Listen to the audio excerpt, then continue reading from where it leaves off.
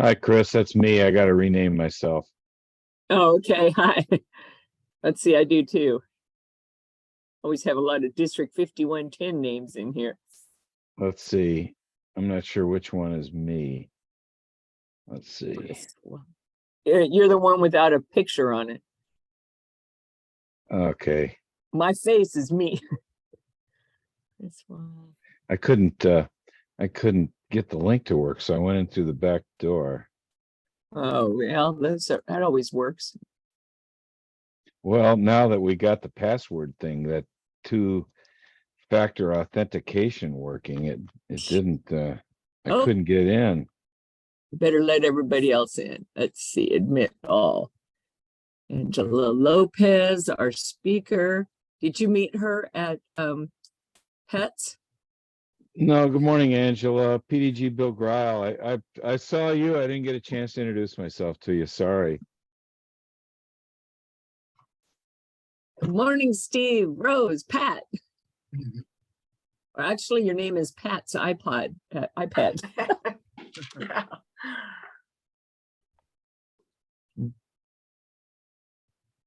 Let's see, and I'm going to make Angela a co-host. Oops. Things keep jumping around on me here. I'm gonna move. I got too much sunlight over here on the Oregon coast. Oh, darn. I'm going to reclaim the host, Bill. You must have upstaged me. Oh, I don't know how I did that. Yeah, do it. Nah, I don't know. You just got more No, clout than I do. No, I'm a who's he? Just so I can make Angela a co-host. There we go. Yes. All right, Angela will be able to share slides or what have you. I'm blatantly promoting the new satellite that is being chartered tonight in my background. Very excited about that. Putting all the packets together this morning, and my kitchen looks like an assembly line. Janice coming from Brookings.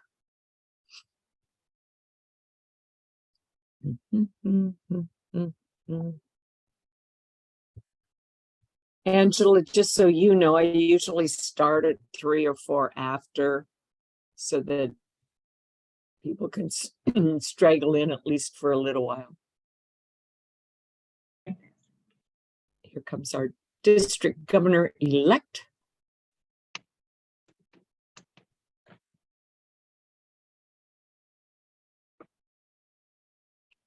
And Chris, make sure I have the right microphone on, right? You can hear me well? Can everybody hear Angela? A little bit of an echo. Yeah, unfortunately, that's the room I'm in. Are you in Chicago? Are you in Evanston, Angela? Actually, I'm still in Seattle. Okay. I had never been to Seattle before, so I decided to stay on for a couple extra days to explore. And right now, I'm just in a wee workspace, and it's just a little echoey in here. But originally, I'm from Chicagoland, but I live in Phoenix right now. So if I were working from home like I normally do, I'd be in Phoenix. Well, I'm a Deerfield High School, just north of the mothership graduate, Nice. and an Arizona State alum. So you and I've got some things in common. All right. Yeah, I went to Warren Township High School in Gurnee. Okay. Yeah. A few years after me. Maybe just a couple. Okay, let's see. What do we have?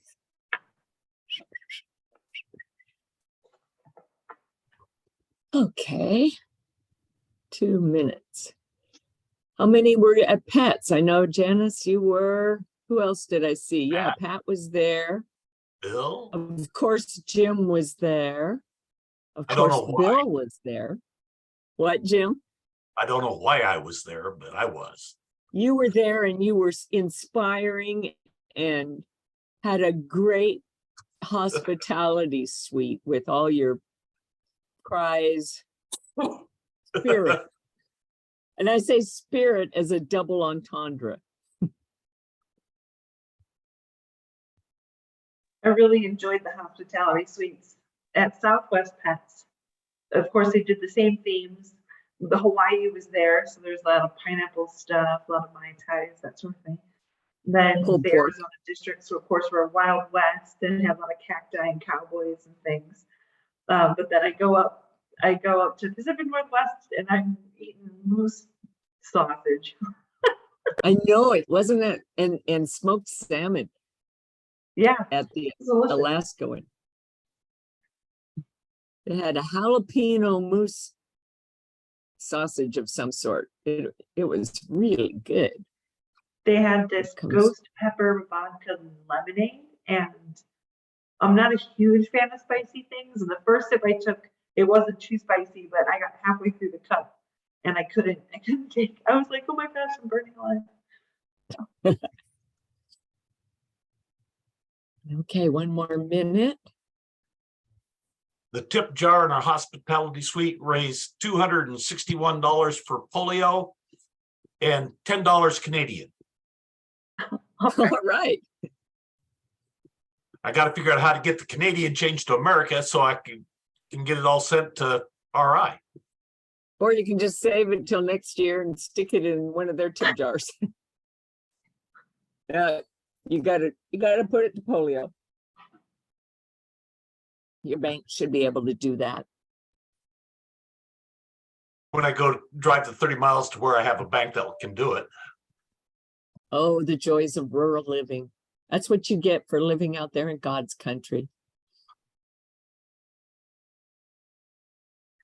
All right, well, let's get started. I will continue to monitor the people that are waiting in the waiting room. But welcome, everybody. It's so nice to see you. Curtis, I can see your collar, but it looks like you're frozen, so I don't know what you can do about that.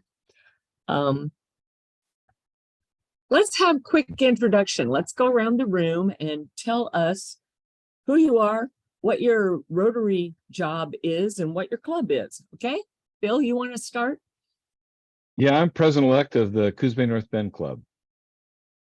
And he's also a past district governor. And I'm Chris Waugh, membership chair for 5110, past club president for Eugene Southtown and Newport Club, and future district governor. And Steve Reed. Oh, unmute.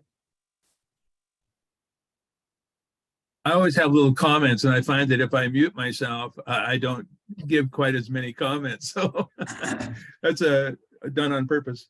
My name is Steve Reed, and I'm the president of the Madras Rotary Club, which is a Rotary Club of Jefferson County, but it's in Madras, Oregon. Nice to have you. Rose, unmute and tell us about you.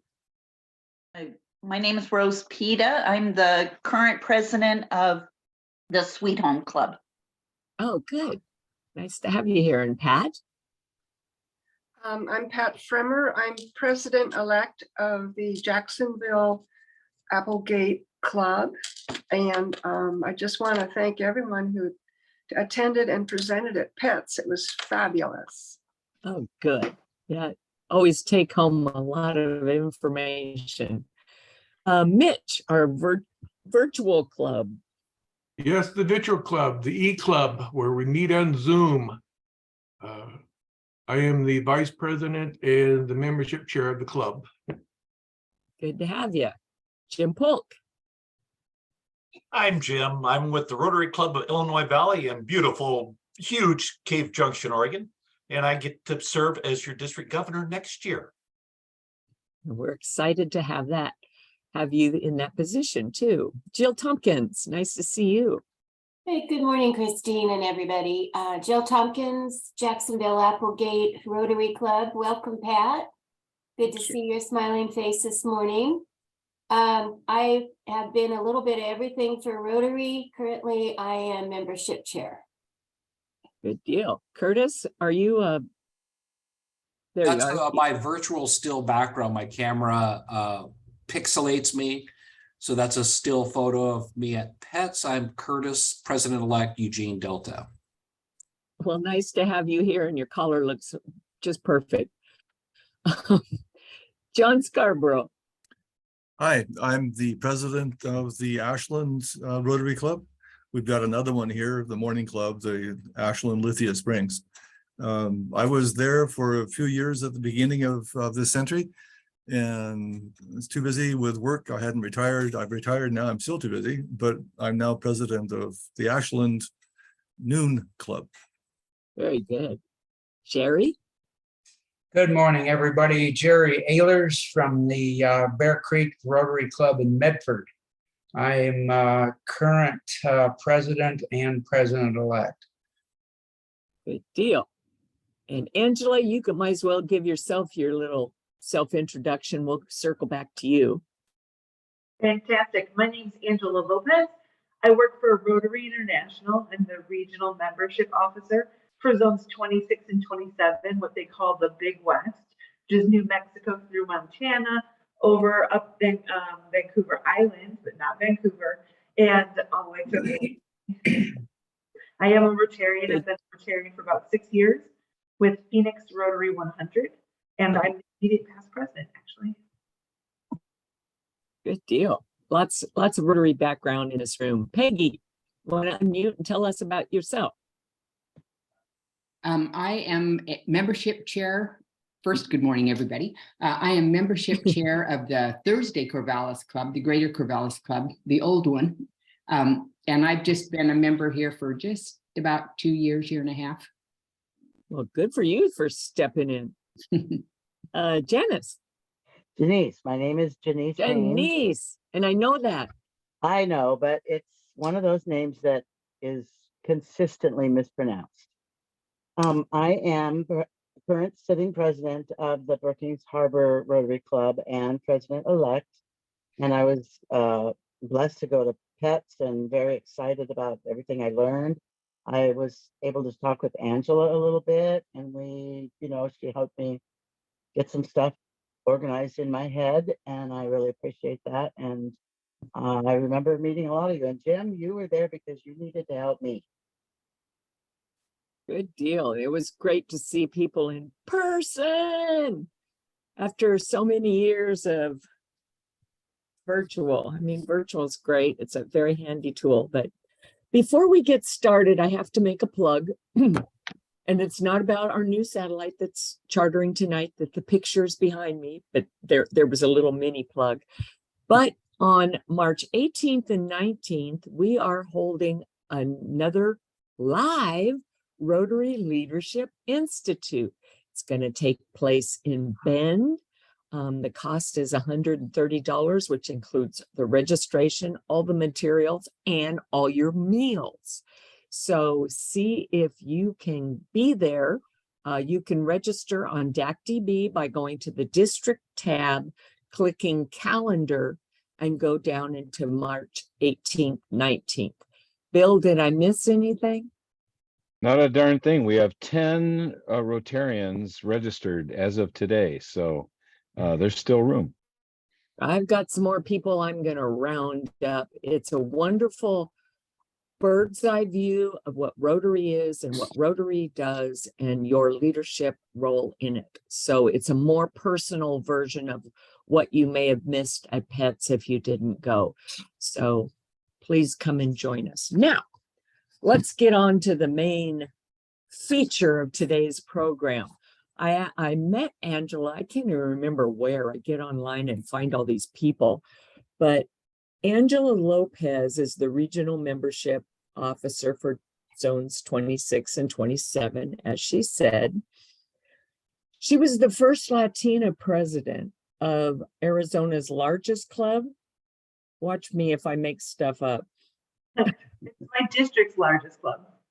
Her district's largest club.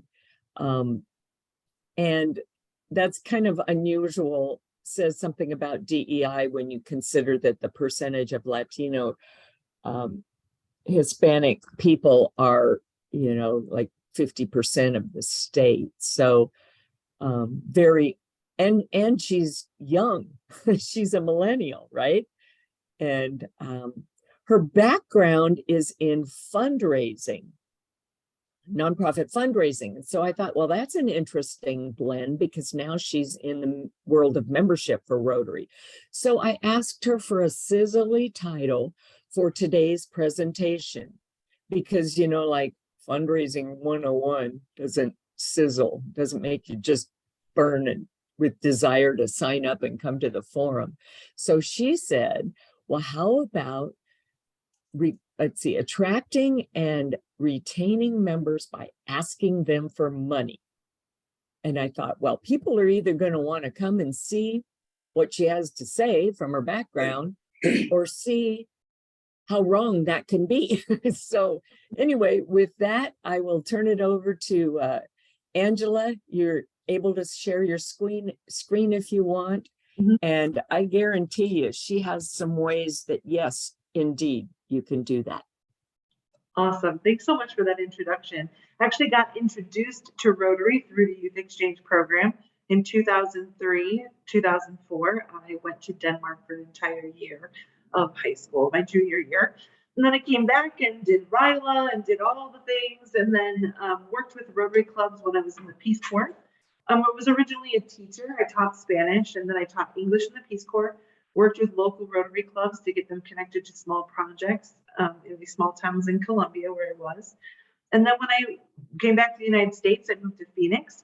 And that is when I finally joined the Rotary Club. And then for the past 6 years, I've worked in fundraising, where I also got my master's at Arizona State University in nonprofit leadership and management. So it's like an MBA, but for nonprofits. And my final project was actually about membership organizations and researching them, what's working well and what's not working well, and all the various models, not just through Rotary, but through lots of different membership organizations to see what was working. So I was always really interested in this topic. And when they had this job to work remotely from Phoenix, I jumped on it real quick. So I'm living the dream, so to speak, right now. So I will share my screen. I have a little presentation here. Let's go back to my first page. Go and present. Can everybody see my PowerPoint presentation? Okay, there's a couple of questions that I'm going to ask. Yeah, I promise I don't have 70 slides. There's going to be a couple of questions that I'm going to ask throughout this, and I hope that when you guys answer, if you guys could answer in the chat, and then I will read out loud because I only have about 15 minutes. And so I wanted to talk a little bit about gaining members by asking them for money. And I know that fundraising is not everybody's favorite thing to do. So to start out, I wanted to ask you guys a question. You've invited people to Rotary. I'm assuming you've invited people to Rotary. And if they've said no, what was their reason? I'm sure you've invited a ton of people. So in the chat, tell me some of the reasons people give or have given you specifically, or that you've heard, as to why they don't want to join. Not enough time. They can't afford it. They're too busy.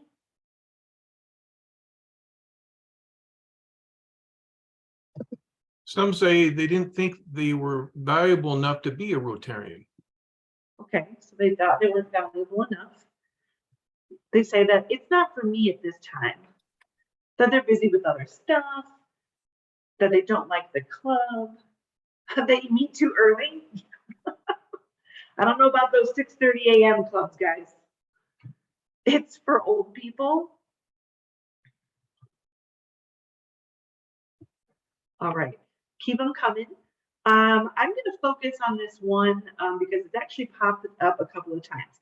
Not enough time, too busy, not for me at the time. This time is part of it. That to me is very vague. They don't want to actually tell you why, and that they're busy. Okay, so this is one of the things. I'm going to that person. So when we talk about time, the truth is a lot of people have time for what they find meaningful and useful in their lives. And when they say they don't have time, a lot of times it's meaning they don't have time for this. They don't want to make time for this. And I don't blame them. It's not for everybody. And so I wanted to tell you that once upon a time, I wanted to get healthy.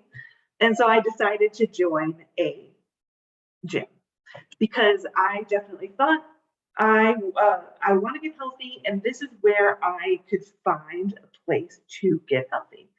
And it was the gym, and I chose LA Fitness because look at the schedule. The schedule is so awesome. I could do Zumba classes before, after work. I could go into the pool. I could learn how to do yoga and get better at stretching.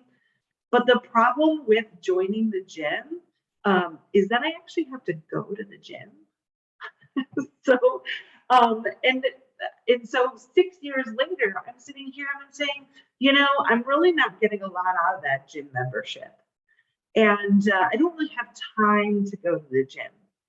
And so is the gym what's right for me? Even though the gym is the place where I can achieve my goal of wanting to get healthier, is this really where I would be able to do it? Here is the July calendar of just my Rotary volunteer activities last year.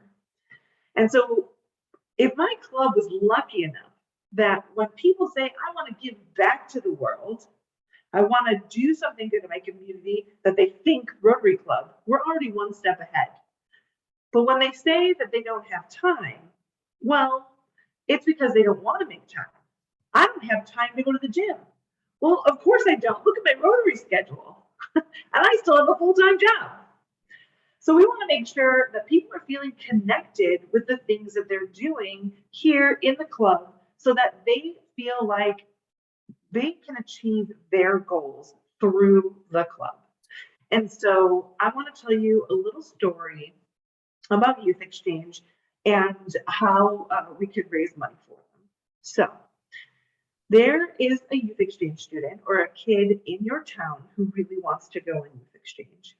And it's a little bit of a different case because normally the kids have the burden, or the families take on that burden of paying for the plane ticket, the application fee to be able to send them.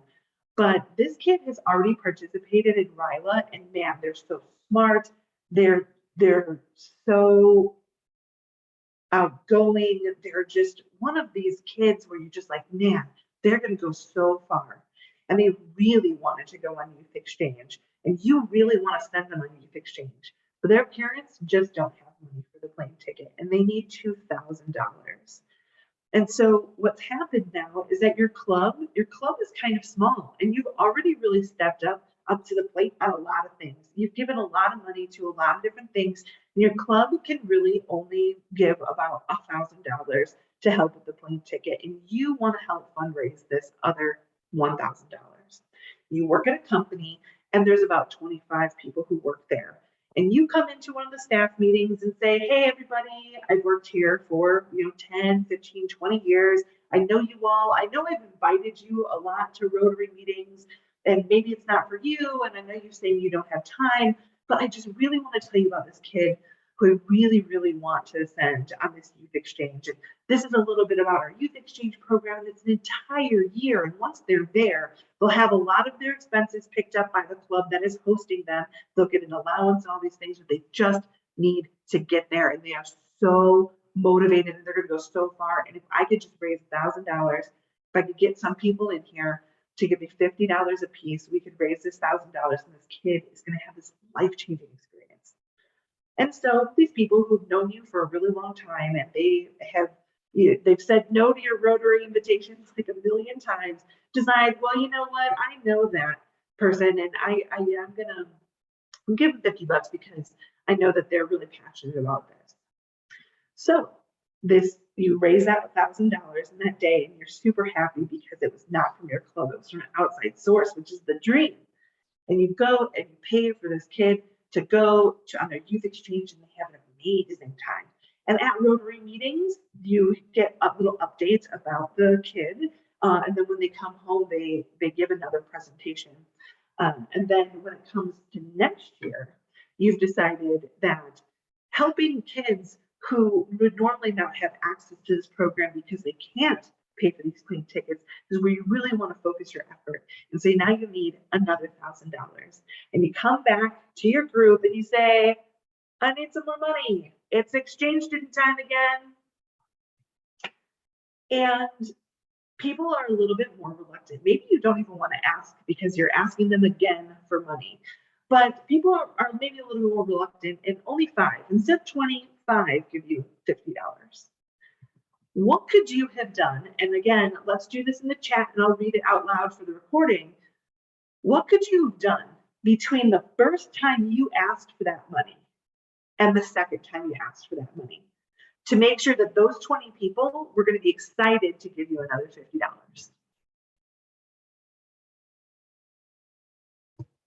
Let's see here.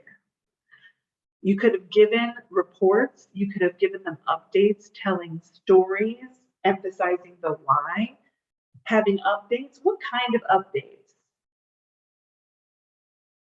Building a prospect list with recaps, okay, keeping track of the people who actually gave you the money.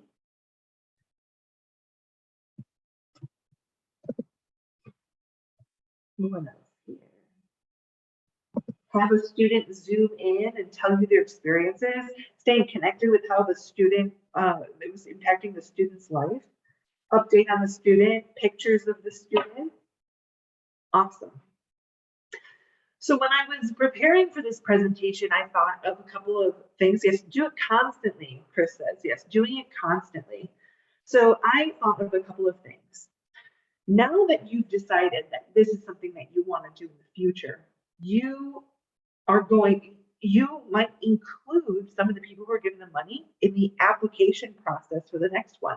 If this is going to be a scholarship for low-income individuals that have lower income to be able to apply for the scholarship to go on the youth exchange for free, maybe you include some people from your company who are not Rotarians in on the interview process.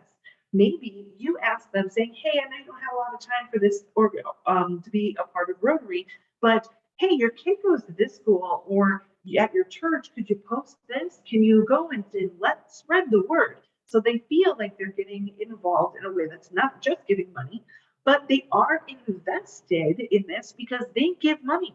They helped change this kid's life. You could, of course, exactly what you're saying here, you've got all the updates that you're giving on the student throughout the year. Maybe you send a little email whenever you get a picture, you send it out in your Teams chat to all the people who gave. You say, hey, you know, she's in Denmark and she's having all these fun things and look at all the stuff that she's doing. And then how many people have invited somebody to a Rotary meeting and they didn't quite get it? They didn't quite understand why you guys met for lunch and what the speaker was about. And they're just really disconnected. They're saying, I don't really understand why I'm going to this meeting every week. But maybe now they've given money and you're inviting them to the Rotary meeting where the student has just come back from their year. And now they have the opportunity to actually see what their money did. And when what people want, most people, I really can't convince somebody to join Rotary if they just don't like community service. If they just don't like it, then there's just nothing I can do. I'll be like, okay, well, if that's really your answer, I'm going to leave you alone. But people have a tendency to want to give back. They don't necessarily know how to give back. They think it's going to take a lot of time. But I'm telling you that with your $50 combined with everybody's $50 is going to make a huge impact on this kid's life. And I have to show you that that's exactly what it did. And so I'm bringing them back to the meeting and I'm showing them exactly what their money did. And maybe they just are just really excited with the fact that they were able to do this. And then you say, hey, you know, I know that you really can't join, but I'd love to have you at these interviews, or I'd love to have you at this other meeting where we're talking about another youth services related activity. And then you're able to really start connecting them. And once they start making connections, they start to make friends. Because also when you bring somebody in from the very beginning and they become a member, now where are they going? What are they doing? What connections are they feeling? You have to build those connections. And asking people for money when it's not using any of their time is a great way to build that connection if you build that connection. So you really can't just ask for money and let it go. And so there's a couple of final thoughts about this. And that is, you really have to connect with people and learn their passion. So in this scenario, everybody was really excited about this kid because you were really excited about this kid. But maybe there's really a couple people at your company that you know really love youth services type stuff. And those are the people maybe you're going to ask about youth services related stuff. And maybe over here you have people who are really passionate about homelessness. You hear them talking about it all the time around the water coolers. They say, they're talking about politics and how tough it is around the city these days, or they hear about the homelessness population. I know that this is happening in Portland, it's happening in Phoenix, it's happening in Los Angeles. We see more tents coming around, and people hear people talking about it all the time. Well, this weekend you're going to go out and you're going to give water, you're going to provide some services. And so now you're going to be collecting either money, or you're going to be collecting water, or you're going to be collecting something at the office so that you can go out and do that. And then, you're also going to invite them out to go and do it with you. Maybe they still don't have time. That's the number one thing. But like, if you can give me like $20, then I'm going to be able to get 10 cases of water from Costco, or maybe 6 cases of water from Costco now. So I'm going to be able to go and get this much water, and then I'm going to take pictures and show you. I'm like, thank you so much for your $20, because look at all these people who are able to get water. In Phoenix, it gets really hot, and passing out water is like a huge thing that we do. So you've connected people with people, and you've learned their passions, and you know who gave to what campaign, so to speak. So when people say they don't like asking for money, there's so much that goes into asking for money that isn't about the actual ask for money. And if people truly hated fundraising, I would hear them saying, I hate keeping track of data. Because that is 90% of fundraising, is remembering who gave what for what. Who gave what for what. This person really likes to give in-kind stuff, and they're always bringing those plastic bags, and they're always bringing their leftover toiletry items, and they're always bringing their extra clothes.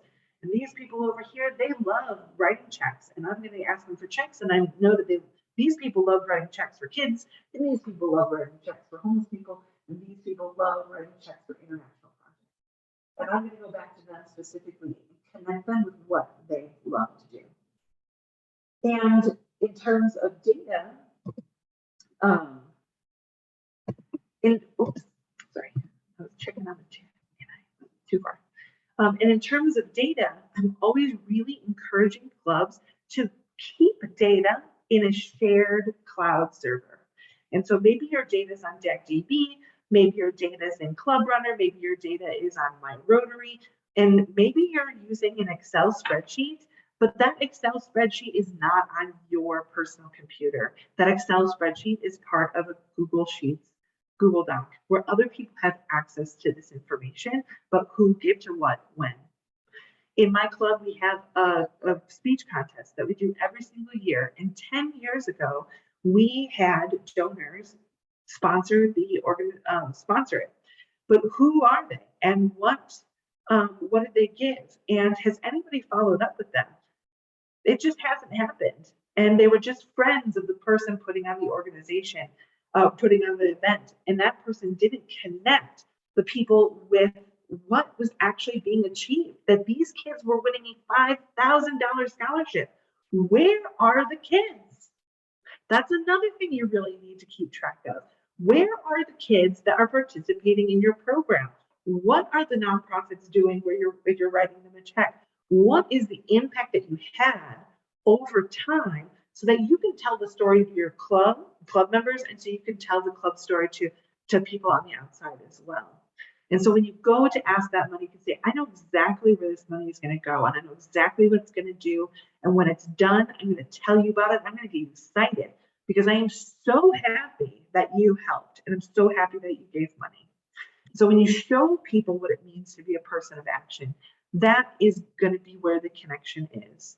And when people feel connected, when they see that it is true, if I want to give back to the community, I can do it through Rotary because I can do more through Rotary than I can do just by myself. Because I was able to change the life of this kid for $50 because I was working with 20 other people. And so it is the same strategy with membership. You need to connect people with what their passion is, whether you're asking them for money or you're not asking them for money. You need to keep track of them. Make sure that they're staying engaged. Make sure that you're asking them to do the things that they really like to do.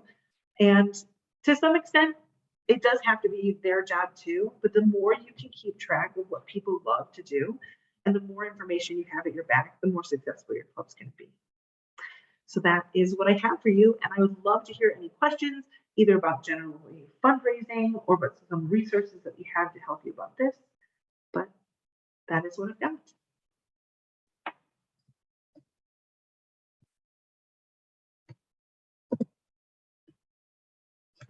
Angela, Mitch, what attracted you to Rotary? The subject you just talked about? So I was a youth exchange student. Pardon? So I was a youth exchange student in 2003, 2004. I got to go to Denmark for an entire year. And I'm a little bit of a black sheep in that that sort of hokey fun that was always Rotary, I loved. I just loved it through and through. When I got to my club, I have a club of about 140 members. When I joined, it had about 190 members. And so I've been working for about 4 years to try and stop that from continuing. This is the first year we've gone up. We hit a low of 134 from about 400 members that we used to have. And so it was really, really tough to stop that ball from rolling. But when I got into my club, one of the things that I love is that I could dabble in everything. I've always felt this intense desire to give back through Rotary because Rotary had such an impact on my life. So I always saw myself as going to be a Rotarian one day and that I was going to impact the world through that. And so I joined and almost immediately became a youth exchange counselor. And we all have our Rotary stories of why we got involved and what our Rotary moment was. One thing that I just got out of what you said today, Angela, was to tell the story. Sometimes we think fundraising is this separate event that goes on in our club that has a beginning and an end. And if we look at it that way, no wonder it's hard to go back and ask again. But if we continue that story, if we continue to touch bases with people and tell what's going on now, here's the latest, let them feel in on that whole process, because it's the reason. There was a lot of talk at PETS about Simon Sinek and first and answer why. And if we keep the why in the front of our heads, that's a huge start to telling the story and keeping that story alive. But I'm not the program. Let's go around the room and anybody want to unmute and ask Angela or each other what anything about what your fundraising challenges have been, and let's talk about them. So actually, Curtis has a question right here in the chat. Okay, and asks, thank you. what are my key initiatives to increase membership? And so on a big scale, Rotary International wise, everybody's on a spectrum in their membership journey. And some people are like, we're pretty good. We're running steady. So like, how do we just improve? And and some people are like, where do I even start? Some of the resources that we have are like this prospective member survey. And really it's for brand new members or people who are in the process of joining. This prospective member survey is basically figuring out what it is that they love. And I wouldn't suggest giving out the whole survey, but that is a great bank of questions where you might pick 2 or 3, and you would give that to them so that you can make sure to connect them where they're going to be most successful. So it was one of the things that we did. My club being a bigger club, it was very difficult because we had 26 committees that were completely operating separately from each other. And I was made 2 years before I became president, was made the membership chair, the individual membership chair. So I did a lot of research. I had just finished my big paper. Like, what's going to increase membership? Well, having great speakers will increase membership. Oh, but we already had a programs committee. Well, having a good website and social media would increase our membership, but we already had a social media committee. Having a PR committee, having corporate memberships and really engaging the corporate world around Phoenix would increase our membership, but we already had a corporate membership committee. And so we had all these different committees, and like, what is this individual membership? And so what we decided to do is restructure our committees into the membership experience. And so we had diversity, equity, inclusion, we had programs, we had corporate membership, we had PR, all of these things were underneath the membership chair, who now the president only had to communicate with the membership chair, which, so then they were all working together on the same thing. So programs was sending blurbs to the PR committee, who was getting it on the website, and it all just flowed a lot better. But we also started a mentoring and orientation program, which on the website, my Rotary, which I can forward this information to you because I don't have the link ready right now. There's all these different resources about engaging your members at the beginning, talking about mentorship programs or red badge programs, or ways to get the members connected right at the beginning. And that was something that was huge. We used to run one Rotary College every single year. And it was really just one whole day where people would be there. And now we run a 5-month series on Wednesday nights where people can come each month to hear about a topic.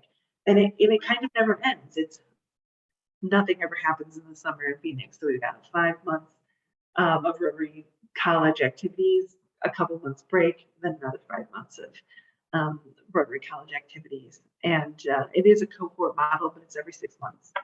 And they put on an event together as well. So those are some of the things that we did. But I can't stress enough that it's not one thing, and it can't be done in just 6 months. So if you come into your presidential year, if you're talking about this year, that we're going to do a mentor program, and you have this mentor program and you've started it, and you're looking at the numbers and the numbers have increased, you can't be like, whoop, the mentor program didn't work. No, we need the mentor program, and let's try Rotary College, and let's try this other thing, and let's try this thing. And I'm telling you, it took me about 4 years, and I say me, but I'm really talking about this huge team of people, from the president to the membership chairs and all of the subcommittee chairs, to start adding on lots of little things. And it is just, we're just now starting to see the fruits of all the things coming together. So Rotary is nimble like a Titanic. Well, it's built together. It doesn't turn on a dime, right? You know, you have to plant these seeds and yes, fertilize them and cultivate them and truly keep trying. Just turn on a dime either, because that scares people. When people don't like change, you have to accept that the people that do attend are very valuable, and it is valuable to do the things that they still really enjoy doing. And so when you're turning the ship slowly, it's introducing little things little by little, so that you don't alienate the members that you have, but you're also doing things that are attracting new people as well.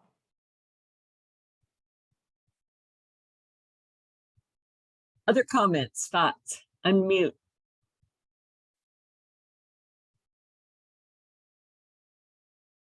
Bringing members in by asking for money. What's counterintuitive? What works? We an E-Club, because we're worldwide membership, we've had our money to go to a local community like here in Eugene, that where the club gave 4,000, another member gave 2,000. We've been in another country down south we're working with kids in their education and development. And then then we help a different culture in their electricity need, water needs. And so we have a variety of those types of projects for people they can join to feel like you just said, Angela, be valuable. And there's these different projects we got involved in. So it may not be in your backyard, but we got some in the country, away from another state, or in different things like that. That has helped us. Yeah. It's hard to feel super connected with international projects. If you're giving to the Red Cross, or you give to, not to disparage them, they provide a huge service. But if I were to give $1,000 to the Red Cross, I would get a letter and that would say thank you and a very general sense of where that money went. But when things started to happen in Ukraine and we started raising money in Ukraine, people really wanted to help. They had this intense desire to help. And I went to non-Rotarians saying, I know exactly where this is going to go. It's going to shelter boxes. It's going to, food and water. This is going straight to the Rotary Club of blank. And they're going to be able to apply for this money to help with things that are on the ground. And there's just this trust that I have with other Rotarians where I don't just take my money, just take my money. And these other people around who they were considering giving to this organization or that organization, but they really didn't know, is this money really going to make it there? And I was able to organize a couple of people who are just not Rotarians saying hey, you were thinking about giving $400. Please consider giving it to the Rotary Foundation. And even though they gave to the Rotary Foundation, and it's not my responsibility to follow up with them, and I know the Rotary Foundation did, as I heard stories about what we were doing in Ukraine and the fact that we had raised $15 million, now I'm going back to those non-Rotarians being look what you did. You helped my club buy 4 shelter boxes, or you helped Rotary International provide these grants over there. And look at these videos and these pictures of these people being helped, the money that you gave.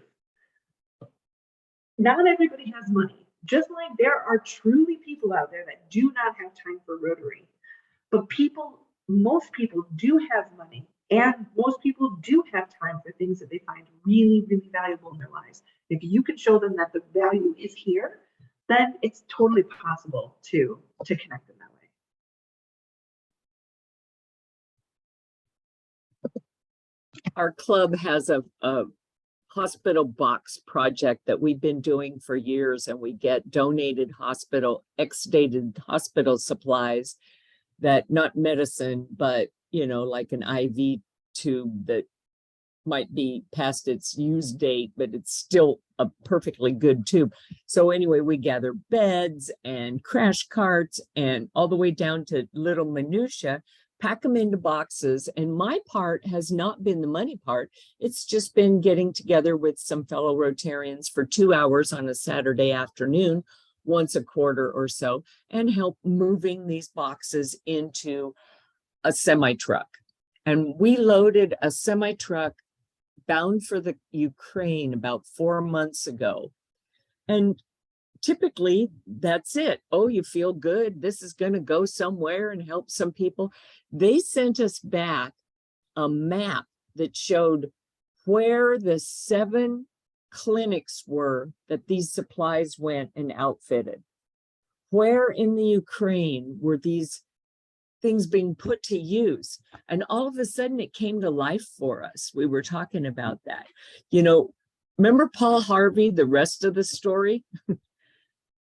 We need to tell the rest of the story, because that's what endears people to go back and do it again. I might have said, well, I'm too busy next time. I'm not going to be too busy next time, whether it's money or whether it's just help. John, you got a thought? Yeah. Look Yeah, at that. I do. The hand raised right when I asked. Right. So I won't bother to lower my hand until I'm through. Maybe it'll just vanish on its own. That personal touch, I think, is what that makes a big difference. That's what I've seen here in Ashland. That's what I see The personal touch there is somebody went out and figured out where's all this going. The people who gave money to support this project, no doubt would like to know. And so if you get a letter, if you get email from someone who has done something with your money and is telling you about it, you don't feel connected, you are connected. And that doesn't go away. Another thing is Charity Navigator. If you can encourage people that you want, if you want people to donate, tell them that Charity Navigator is it's like insurance. If they've looked at Rotary and given it's 95% of the money goes into the actual project, only 4 or 5% is used up in administration, that is a huge plus. If you're not used to giving, and you find out that something like this is available, that makes a major change in your criteria for where you're going to send the money. I think it's one more, a little bit at a time.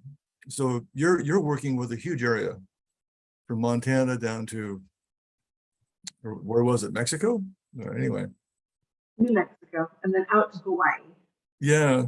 Full west. So instead of trying to hit everybody at once, if you can work from piece to piece to piece, word travels. Rotarians themselves will do that broadcasting themselves. When I know when you're trying to address a large audience, you want to hit everybody equally. It doesn't work well that way. Address yourself to a small group. Okay, I'm done. I have one example here. Thank you. We put out a sports and scholarship book. And each year that has the schedules of the different teams and stuff like that. And in there somewhere where there was a list of names that where we had awarded scholarships to students. And this last year, what we tried to do is instead of do that, we actually put we actually put pictures of the students that we were awarding scholarships to. Oh yeah. And we got a tremendous amount of feedback on Facebook and other things where people were excited to see who they'd actually donated the money to. So it isn't just putting it in a black hole and watching Rotary run off with it. Now we've got results and we're showing people. I think the meeting today was really good because in all of those connections that we make with those donors, we should be developing a relationship. And those people that are donating money, obviously some of them, they all have money, obviously, number one, but number two is they all have a feeling of a need to help in the community. And that's the psychology of giving. I've looked at that and donors express that they want to see that money used in the area for local students. So it's a real positive for the club, and we should be leveraging that communication with them into membership. And so, Angela, you've really given me a bunch of ideas. I have almost 2 pages of notes here. So, Okay. Well, Steve, how long have you been doing that book? I don't know. It went for probably over 20 years. It started out as just a photocopied thing, and now it's a pretty together book and high quality book. A guy, Jerry Gerke, is the one that did that for years and years by himself. And unfortunately, that's the other thing about we try to gather up things and do it ourselves when really we need to include more and more people. I have people sitting at my meetings that are not involved in anything, and I'm trying desperately to get them more involved. Our new members, we're trying to get involved immediately, but where we're really missing out, I think, is all of those communications we have with people that we should be asking them to be. We've gotten smaller, like a lot of clubs, and so there's a lot of them are older, and some don't hear very well, and some don't really want to ask for money, and so this project is falling on 3 or 4 people, and I'm afraid it's going to die because it's so much work for 3 or 4 people. With 15 people, we could raise twice as much in scholarships. And I think the way our club has to grow it to get out of this situation is to grow. And Steve, so that's, go ahead. have you considered partnering with other clubs to get those 15 people?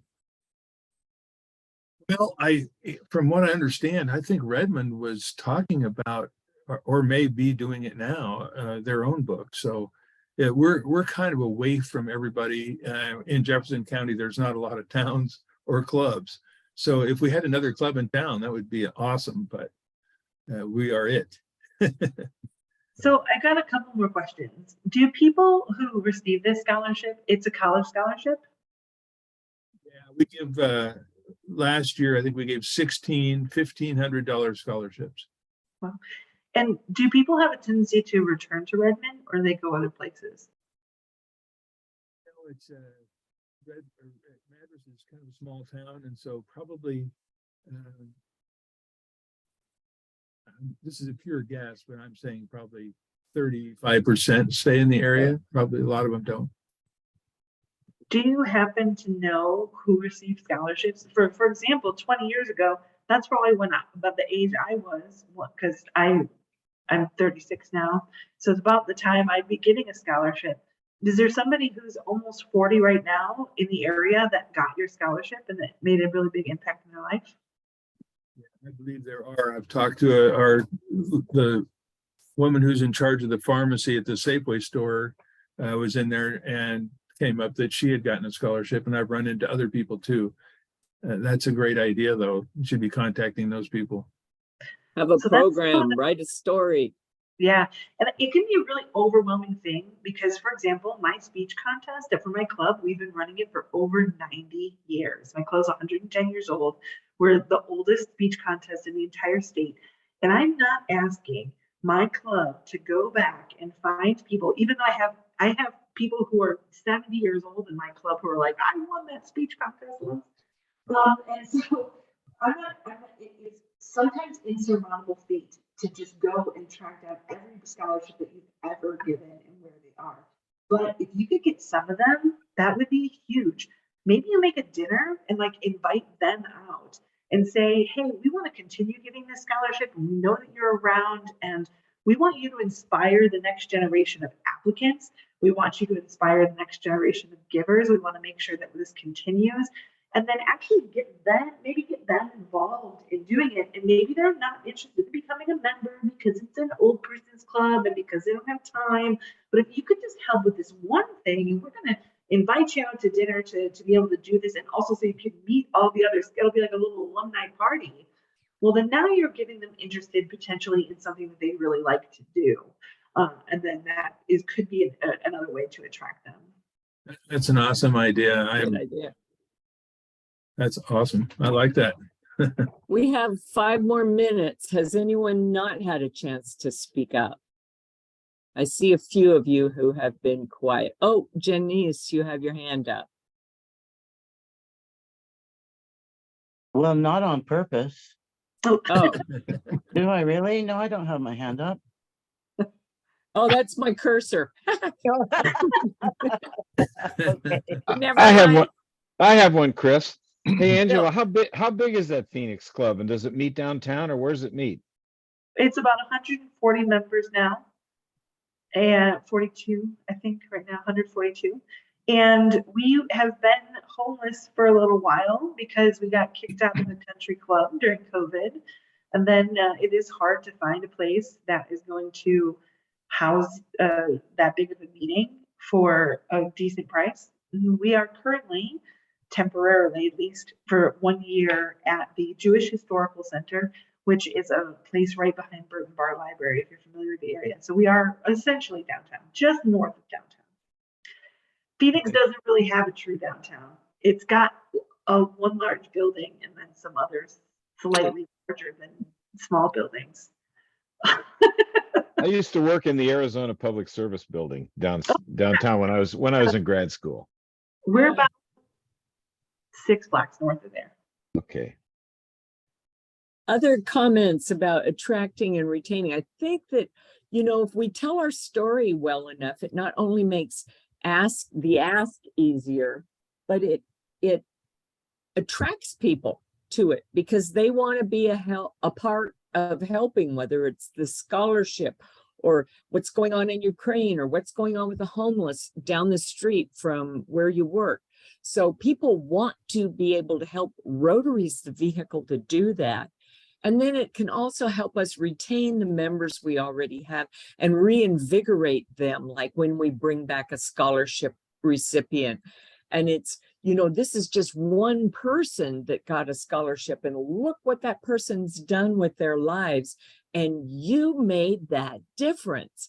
Is so inspiring, and it buys that loyalty and it buys that retention that we so desperately need. 2 more minutes. I go back to Gurney Rotary all the time, actually, to give my little spiel and encourage them to continue to do this program, because they don't really do, they actually don't have a lot of people applying for it. And they don't do a lot of work to go out and do it, but I always have an exchange student a year after I come back and speak. And so I should really go every year. But, you know, I was not a great student. Rotary allowed me to have this opportunity. I mean, I was objectively pretty dumb. I was on top of Vesuvius saying, oh my God, is this a volcano? You know, I was in Sistine Chapel looking up saying, oh, that painting's here. You know, I got this opportunity where I was a smart person. I had the capability of learning, but I just didn't understand why it was really important until I got a chance to go on youth exchange. And then I want to learn all the things and realized I was actually really good at learning foreign languages. So I studied abroad again in China in college. And then I joined the United States Peace Corps, and I was in Colombia for 3 years. Then I just worked in nonprofits, and I was in the first generation of kids in my family to go to college to get my bachelor's degree. And one of the first of my 66 cousins, only two other people in my family, of the cousins, have master's degrees. And I got them at the same time they did, and of the 66 cousins. And then in my immediate family, historically, I'm the first one ever to get a master's degree. And so it's just been such a leg up, and it was all because Rotary allowed me to discover why it was worth learning history and traveling. And so I thank you to pay to Rotary, and that's why I'm here. Well, you know, we think about the difference we make in a kid's life, say through a scholarship, what a difference that kid makes in the world. And that's what Rotary is all about. We are out of time. I want to thank you guys for coming. I got another really fun program next month that I just have to get them to commit, but you know me, we'll do that. Angela, if you can send any of those links for those other resources you spoke about, I will send them out tomorrow morning. So if you can send them out this afternoon sometime, that would be awesome. I know you got to go to Space Needle and all that other stuff, but Seattle's got a lot to show you. Thanks you guys for coming. Really appreciate working with you. This District 5110 is just, you know, like, we're pretty amazing, you got to admit. Go back and conquer. Thanks, Thank you, Chris. Christina. Bye-bye. Bye, y'all. Bye, y'all. Thanks, bye. Bye. That one, I gotta save the chat. There. Thank you so much. Bye, Steve. Okay, show and folder. Bye.